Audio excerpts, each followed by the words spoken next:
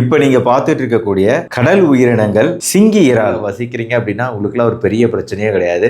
சூப்பரா ஜிங்ஸ் எடுத்து சாப்பிடுங்க. நம்ம உணவுல கொழுப்புகள் அதிகமா இருக்கும்போது கொழுப்புகள் நம்ம உடம்பு போய் சேமிச்சுக்குது இல்லையா? அந்த மாதிரி சேமிக்கும் திறன் அப்படிங்கிறது நம்ம உடலுக்கு கிடையாது துத்தநாக சத்தை பொறுத்த வரைக்கும். அதனால தினசரி எவ்வளவு தேவையோ அதை தினசரி உணவு மூலமா நம்ம உடலுக்கு நம்ம கொடுத்துக்கிட்டே இருந்தால் தான் நம்ம ஆரோக்கியமா இருப்போம். எல்லாருக்கும் வணக்கம். நான் டாக்டர் கார்த்திகேயன்.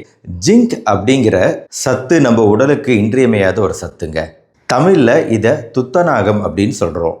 இது நீலம் கலந்த வெள்ளை நிறமுடைய ஒரு உலோகம்.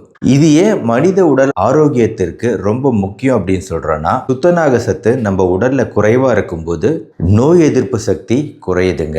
நம்ம உடல்ல சாதாரணமா ஏற்படக்கூடிய காயங்கள் கூட ஆறுவதற்கு நாட்கள் அதிகமாகுது.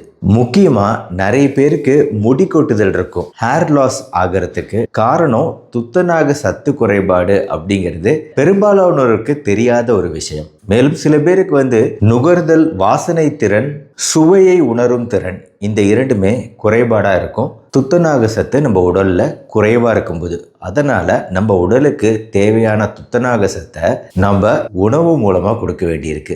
ஏன் தெரியுங்களா? துத்தநாகம் பொறுத்த வரைக்கும் ஒரு மிகப்பெரிய பிரச்சனை என்ன அப்படின்னா, வைட்டமின் சி மாதிரியே இந்த சத்தும் உடல்ல சேமிக்கப்படாது. அதாவது சாப்பிட்றோம் நம்ம, சில சமயம் நம்ம உணவுல கொழுப்புகள் அதிகமா இருக்கும்போது கொழுப்புகள் நம்ம உடம்பு போய் சேமிச்சுக்குது இல்லையா? அந்த மாதிரி சேமிக்கும் திறன் அப்படிங்கிறது நம்ம உடலுக்கு கிடையாது துத்தநாக சத்தை பொறுத்த வரைக்கும். அதனால தினசரி எவ்வளவு தேவையோ அதை தினசரி உணவு மூலமா நம்ம உடலுக்கு நம்ம கொடுத்துக்கிட்டே இருந்தாதான் நம்ம ஆரோக்கியமா இருப்போம். ஆண்களுக்கு துத்தநாக சத்தோட தினசரி தேவை அப்படிங்கிறது ஒரு நாளைக்கு 11 மில்லிகிராம் தேவைப்படுதுங்க. பெண்களுக்கு ஒரு நாளைக்கு மினிமம் 8 மில்லிகிராம் தேவைப்படுதுங்க. இதுக்கு மேல சாப்பிட்டாலும் ஒன்றும் பிரயோஜனம் கிடையாது. குறைவா இருந்துச்சுன்னா பிரச்சனை.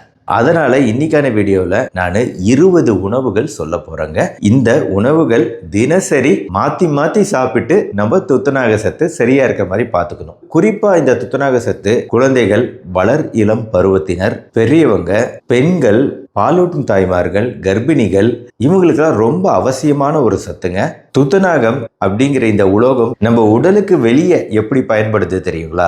பித்தளை பாத்திரங்கள் தயாரிக்க, இரும்பு பாத்திரங்கள்லாம் துருப்பிடிக்காம இருக்க அந்த கலவையில பல உலோகங்கள் சேர்க்கப்படும். அதுல துத்தநாகத்துக்கு ஒரு மிகப்பெரிய பங்கு உண்டு. அப்போ உடலுக்கு வெளியவே துருப்பிடிக்காம பல விஷயங்களை பாதுகாக்கக்கூடிய சக்தி இந்த துத்தநாகத்துக்கு இருக்கு. அப்படின்னா உடலுக்கு உள்ளார அதை சரியான அளவுல கொடுக்கும்போது பல விஷயங்கள் நம்ம உடல் துருப்பிடிக்காம நம்மளை பாதுகாத்துக்குதுங்க துத்தநாகம். அதனால உணவுகள் என்னென்ன அப்படிங்கிறத நான் ஒன்னொன்னா சொல்றேன், தெரிஞ்சுக்கங்க. ஃபர்ஸ்ட் அண்ட் ஃபார்மோஸ்ட் நம்பர் 1 பொறுத்த வரைக்கும் கடல் உணவுகள் தாங்க இயற்கையில மிக அதிகமான துத்தநாக சத்து கொண்டது. அதாவது ஆயிஸ்டர்ஸ் அப்படின்னு சொல்லிட்டு ஒரு உணவு வகையை கேள்விப்பட்டிருப்பீங்க. இது ஒரு வகையான சிப்பி வகை.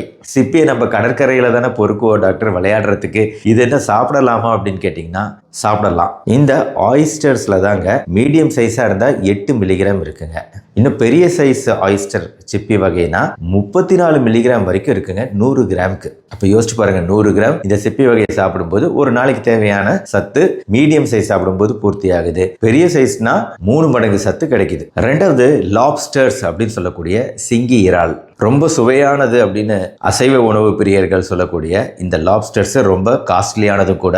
நல்ல துத்தநாக சத்து கொண்டது. 4 மில்லிகிராம் ஒரு நாள் தேவையில்ல பாதியை பூர்த்தி செய்யுது. மூன்றாவது நண்டு. 100 கிராம் சாப்பிடும்போது 7 மில்லிகிராம் கிடைக்குது. என்ன டாக்டர் ஒரே அசைவ உணவா சொல்லிட்டு இருக்கீங்க அப்படின்னு சொன்னீங்கன்னா, நான் சொல்றேங்க பின்னாடி சைவ உணவு எதுலலாம் துத்தநாகம் இருக்குன்னு சொல்றேன். பட் அதே சமயம் நம்பர் 1 ரிச்சஸ்ட் சோர்ஸ் அப்படின்னு சொல்லிட்டு சில விஷயம் இருக்கு இல்லையா? அந்த வகையில கடல் உணவுகளுக்கு தான் நம்பர் 1 இடம் துத்தநாகம் பொறுத்த வரைக்கும்.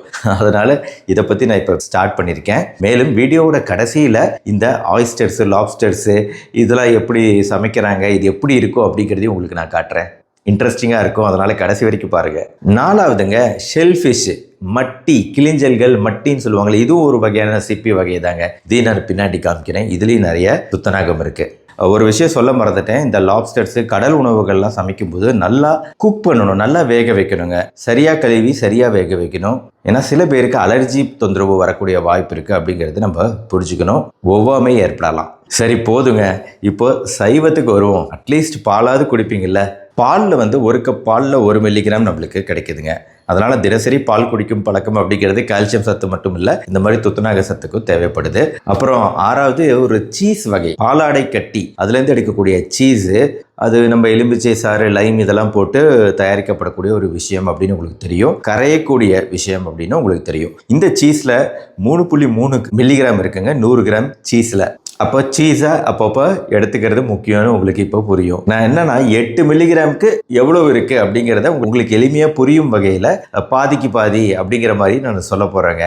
ஒரு நாளைக்கு தேவையில்லை பாதிக்கு பாதி, இல்லை அரைவாசி காவாசி அப்படின்னு நான் சொல்லுவேன். அது புரிஞ்சுக்கிறது ஈஸி. நான் பர்சன்டேஜ் சதவிகிதம் சொல்கிறத விட உங்களுக்கு எளிமையாக புரியணும்னா இந்த மாதிரி சொன்னால் ஈஸியாக இருக்கும்னு நினைக்கிறேன். அதனால் உங்கள் உடலுக்கு தேவையான துத்தநாக சத்து ஒரு கப்பு பால் குடிக்கும்போது ஒரு நாளைக்கு தேவையில்லை 8ல் 1 பங்கு கிடைக்குது. சீஸ் நம்ம சாப்பிடும்போது 100 கிராம் சாப்பிடும்போது ஒரு நாள் தேவையில்லை பாதி அளவாவது நம்மளுக்கு கிடைக்குது. அதுக்காக 100 கிராம் எல்லாத்தையும் நம்ம சேர்த்துக்க முடியாது, ஏன்னா அதில் மற்ற விஷயங்களும் இருக்கு இல்லையா. அதனால அப்போ நம்ம என்ன சொல்யூஷன் மிக்ஸ் பண்ணணும். அடுத்து 7வதுங்க கொண்டக்கடலை.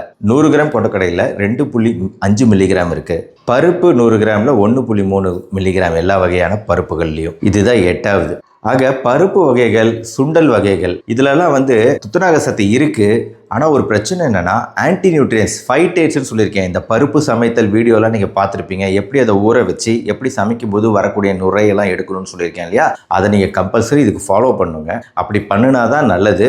இன்னொன்று, எந்தெந்த விஷயங்களெல்லாம் முளை கட்ட வைக்க முடியுமோ முளை கட்டி அந்த பயிரை யூஸ் பண்ணினாலும் நம்மளுக்கு ஃபைட்டேட்ஸ் ஆன்டி நியூட்ரியன் சத்து குறைஞ்சி நல்ல சத்துக்கள் கிடைக்கும், துத்தநாகம் போன்ற சத்துக்கள் கிடைக்கும். ஞாபகம் வச்சுக்கோங்க. இதெல்லாம் ஒரு நாளைக்கு தேவையில்லை 3ல் 1 பங்கு கிடைக்குது. 9வது ராஜ்மா பீன்ஸு, சிகப்பு பீன்ஸு, இதுலலாம் 2 மில்லிகிராம் 100 கிராமுக்கு இருக்கு அப்படின்னா 4ல் 1 பங்கு. அடுத்து 10வதுங்க மிக முக்கியமானதுங்க பூசணி விதை. இதுதான் உங்களுக்கு வெஜிடேரியன் சோர்சஸ்ல சைவ உணவுகளில் அதிகமான துத்தநாக சத்து கொண்டது அப்படின்னு சொல்லக்கூடிய ஒரு உணவு பூசணி விதை.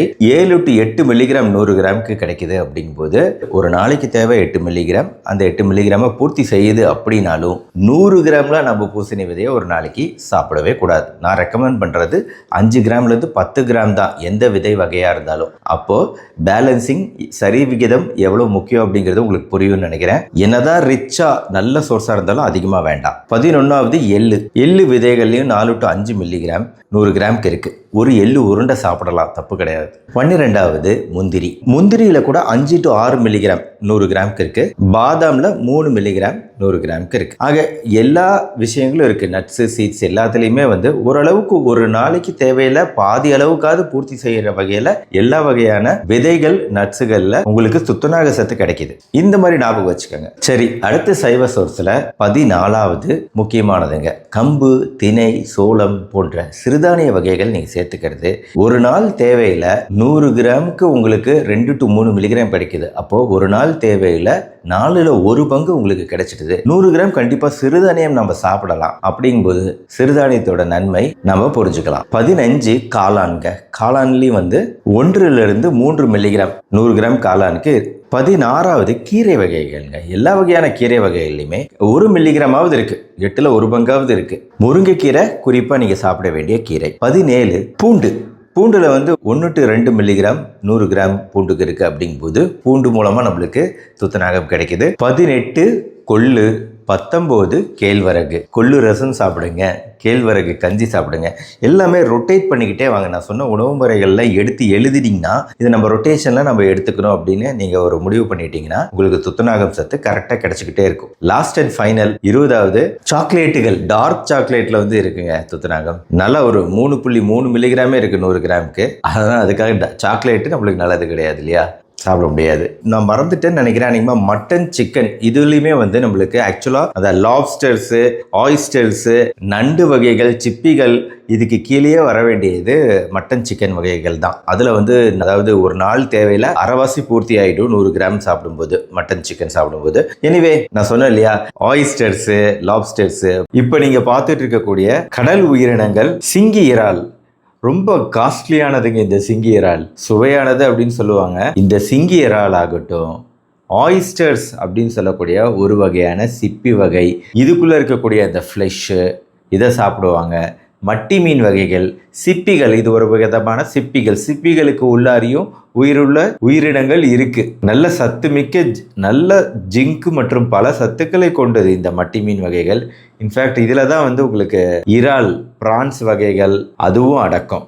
ஷெல்ஃபிஷ், இந்த மாதிரி கடல் மீன்கள் நம்ம சாப்பிட்றோம் அப்படின்னா நல்லா கழுவுணுங்க. கழுவி சுடுதண்ணியில் இதை வந்து போட்டு அதுக்கப்புறம் அதுலேருந்து உள்ளே இருக்கக்கூடிய அந்த ஃப்ரெஷ் பகுதியை எடுத்து சமைக்கிறது என்றைக்குமே ரொம்ப முக்கியம். அதுலேயும் முக்கியமாக இது வரைக்கும் நான் கடல் உயிரினங்களே இந்த மாதிரி விஷயங்கள்லாம் நான் சாப்பிட்டதே கிடையாது அப்படின்னா ஃபஸ்ட்டு வாட்டி ட்ரை பண்ணால் ரொம்ப ரொம்ப ஜாக்கிரதையாக இருக்கணும். ஏன்னா இந்த கடல்வாழ் உயிரினங்களுக்கு தான் அலர்ஜி அப்படிங்கிறது மிக அதிகம். ஆயிஸ்டர், ஷெல்ஃபிஷ் அலர்ஜி இதெல்லாம் வந்து ரொம்ப பொதுவாக காமனாக வரக்கூடிய ஒரு விஷயங்கிறதுனால சர்வ ஜாக்கிரதையாக இருக்கணுங்க. ஆனால் நல்ல கழுவி யூஸ் பண்ணோம் அப்படின்னா இது வரதுக்கான சான்ஸ் ரொம்ப குறைவு. இன்னொன்று, சின்ன வயசுலேருந்தே சாப்பிட்டுட்டு இருக்கீங்க, கடலோர மாவட்டங்களில் வசிக்கிறீங்க அப்படின்னா உங்களுக்குலாம் ஒரு பெரிய பிரச்சனையே கிடையாது. சூப்பராக ஜிங்ஸ் எடுத்து சாப்பிடுங்க. ஆனால் இது வரைக்கும் ட்ரை பண்ணல, இதை ஃபஸ்ட் டைம் ட்ரை பண்ண போகிறோம் அப்படின்னா அவங்களாம் வந்து இந்த மீன் வகைகள் சாப்பிட்றதுக்கு முன்னாடி கண்டிப்பாக வந்து ஒரு சர்வ ஜாக்கிரதையாக ஒரு சின்ன ஒரு டெஸ்டிங்காக கொஞ்சமாக சாப்பிட்டு பார்த்துட்டு எந்த பிரச்சனையும் இல்லை அப்படிங்கும்போது நீங்கள் நார்மலாக சாப்பிட ஆரம்பிக்கணும். மற்றபடி இதோட சமையல் முறைகள்லாம் பார்த்தீங்கன்னா கிட்டத்தட்ட எல்லாம் ஒரே மாதிரி தான் இருக்குது. இந்த உயிரினங்களே உப்பு நீரில் வாழக்கூடிய உயிரினங்கள். ஆனால் நம்ம சமையல் ரூமுக்கு வந்த பின்னாடி மறுபடியும் உப்பு தண்ணீர்லேயே கழுவுறது அப்படிங்கிறது இன்னமும் நல்லது. அதுக்கப்புறமா நீங்கள் வழக்கமாக போடக்கூடிய சீரகம், வெங்காயம், தக்காளி எல்லாம் போட்டு பச்சை மிளகா, மஞ்சத்தூள், மிளகாத்தூள், கொத்தமல்லி தூள் எல்லாம் போட்டு நீங்கள் ஒரு மசாலாக்கெல்லாம் செஞ்சீங்கன்னா எப்படி செஞ்சீங்கனாலும் அதோட டேஸ்ட் கண்டிப்பாக நல்லா தான் இருக்கும். கிடைக்கக்கூடியவங்களுக்கு, ஒத்துக்கக்கூடியவங்களுக்கு ஒரு அருமையான சோர்ஸ், துத்தநாக சோர்ஸ்னால் அது இந்த கடல் மீன்கள் தாங்க. ஆக ஒரு நாள் தேவையான 8 மில்லிகிராம்லேருந்து 12 மில்லிகிராம் வரைக்குமான துத்தநாக சத்தை நீங்கள் பூர்த்தி பண்ணிட்டீங்க அப்படின்னா முடி கொட்டுதல் நிற்கிது, உடல் எதிர்ப்பு சக்தி அதிகரிக்குது, காயங்கள் சீக்கிரம் ஆறுது போன்ற பல நன்மைகள் நம்மளுக்கு கிடைக்குது. அதனால் இந்த வீடியோவை உங்கள் ஃப்ரெண்ட்ஸ் ரிலேட்டிவ்ஸ்க்கு ஷேர் பண்ணுங்கள். இந்த வீடியோ பிடிச்சிருச்சுன்னா லைக் பண்ணுங்கள். நம்ம சேனல் டாக்டர் கார்த்திகேயன் இது வரைக்கும் சப்ஸ்கிரைப் பண்ணலாம், சப்ஸ்கிரைப் பண்ணி ஃபாலோ பண்ணுங்கள். இதே மாதிரி என் சேனலில் நிறைய ஆரோக்கியம் சம்பந்தமான உணவுகள், சத்துக்கள் பற்றி பேசியிருக்கேன். அதை பார்க்கணும் அப்படின்னா கீழே டிஸ்கிரிப்ஷனில் அதோட லிங்க்ஸ் கொடுத்துருக்கேன், பாருங்கள். மறுபடியும் நாளைக்கு பார்ப்போம். நன்றி, வணக்கம்.